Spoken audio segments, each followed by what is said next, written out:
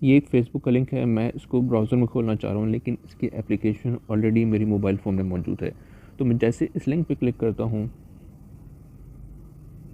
तो मेरी एप्लीकेशन खुल जाती है। अब मैं चाह रहा हूँ कि इसको ब्राउज़र में ओपन करूँ किसी भी वजह से, तो इसके लिए मैं क्या करूँगा, एक तो आप क्विकली भी जा सकते हैं, आप फ़ेसबुक के आइकन को होल्ड करें और यहाँ पे एक्सक्लेमेशन मार्क होगा, उस पर आप क्लिक करेंगे तो आप सीधे जो है यहाँ पे इनकी सेटिंग में पहुँच जाएंगे। ठीक है, ये जो है ना सेट एज डिफ़ॉल्ट लिखा हुआ है, यहाँ पे आपको क्लिक करना है, ओपन सपोर्टेड लिंक्स पे आपको क्लिक करना है और ऑलवेज़ आस्क पे क्लिक करना है। ठीक है, मैं फेसबुक के लिंक पे क्लिक करता हूँ, तो अब मुझसे पूछ रहा है क्या करना है, तो हम इजीली क्रोम को सिलेक्ट करके इसको क्रोम में खोल सकते हैं। यहाँ से सेटिंग में जाके आपको यहाँ पे ऐप सर्च करना है, फेसबुक की एप्लीकेशन है, इस पर हम क्लिक करेंगे